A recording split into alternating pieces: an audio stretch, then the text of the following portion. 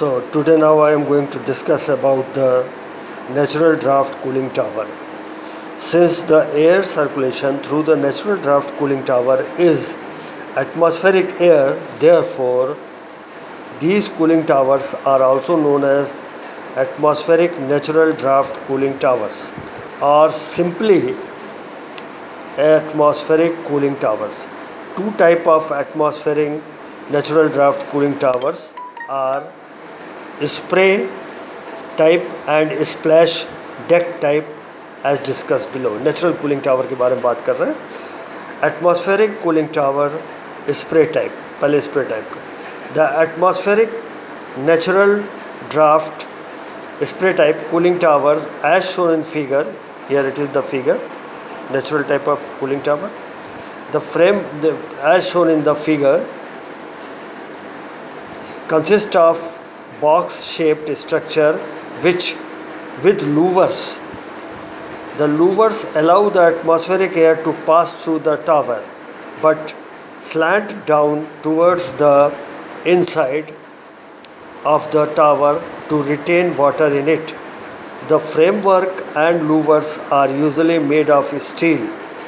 The site of the cooling tower depend upon the capacity of the unit. The atmospheric natural draft type cooling tower should be located in the open space or on the roof of the building where the air can blow freely through them. ठीक है, this is the natural type of cooling tower. You can see the figure here that water is being sprayed from the top and this air is passing through from one side to another side and louvers are there. Another side, then we have got louvers which can be adjusted for the angle of the coming of the air and going. And in the spray pond the water is being collected over here and makeup water is being supplied to this and cooled water to the condenser, and from here the cool water goes back to the condenser. So cooling tower is overall natural type. It means no mechanical system is being employed, only natural air is being passed through the water is being sprayed from the top. Okay, atmospheric natural type of cooling tower. Okay, in this type of cooling tower, in this type of cooling tower, warm water from the condenser is pumped to the spray header. This is your spray header, written over here, spray header. Spray header provide at the top of the tower. It is sprayed down into the tower through the nozzle के through में spray करते हैं हम water को. Since the heat transfer from the water to air is dependent upon the surface of the water exposed to the air stream, therefore a spray nozzle having finer spray pattern is essential for good performance of the cooling tower. It may be noted that finer spray exposes more water surface to the air. However, if the spray is too fine, too much water is blown away. The water spray blown away by the air is called drift, है ना. अगर बहुत ज़्यादा water air का force बहुत ज़्यादा रहेगा तो क्या होगा, lot of water will go along with the air and this is called drift. The drift increases water loss in the tower but does not affect the cooling action. ठीक है. Now the next atmospheric natural draft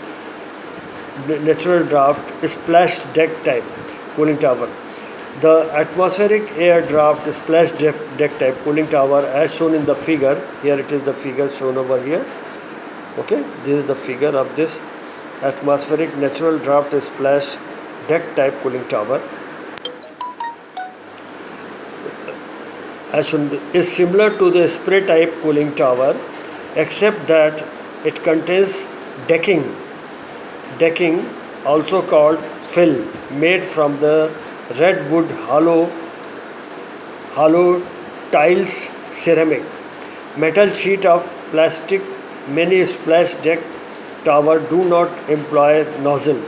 The water splashed on the decking from the hole in the bottom of the water box on the top of the tower as shown in the figure. The object of decking is to increase the rate of heat transfer by exposing a large amount of wetted surface to the air. The deck also help to break up the water into the small droplet and slow down the fall of water to the bottom. This type of cooling tower is 20 to 30% more efficient than the spray type of cooling of the same size of same quantity of water. Now then comes, this was the natural draft cooling tower. First was your ordinary atmospheric natural draft, and the second one was your atmospheric natural draft splash type of deck type cooling tower. Now come on the mechanical draft cooling tower. The mechanical draft cooling tower are similar to atmospheric natural draft cooling towers, except that the fan are used to force the air through them. These towers may be used either propeller or centrifugal fan. The mechanical draft cooling tower have the following main advantages and disadvantage over the atmospheric natural draft cooling towers. अब इसके advantage भी है, disadvantage भी है. Advantage क्या है? The mechanical draft cooling tower are similar in size that of natural draft cooling towers of the same capacity because the large volume of the forced air increases the cooling capacity. Second, the cooling capacity of the mechanical draft cooling tower can be controlled by controlling the amount of the forced air. Forced air को control करके इसका volume हम control कर सकते हैं. का next page. Then third advantage, the mechanical draft cooling tower can be located inside the building because they do not depend upon the atmospheric air. Okay, this is the benefit of the natural draft. Then disadvantage, there are so many disadvantages also. The mechanical draft cooling tower requires additional power to operate the fan. Of course, fan is fitted, so extra power is required. Secondly, the maintenance of the fan motor and controls increases the operation cost. दाम बढ़ जाता है. Third, the mechanical draft cooling tower may be either forced draft or induced draft, as discussed in the following article. दो type के होते हैं mechanical draft. First one is your forced draft and another one is the induced draft. Okay, so let us discuss about those. The forced draft cooling tower as shown in the figure में दिखा रहे हैं. देखो forcing कर रहे हैं, fan के through force कर रहे हैं, इधर से स्प्रे वाटर निकल रहा है, so we are forcing it to go through the water and it is coming out from the top. As shown in the figure, a fan forces the air through the tower.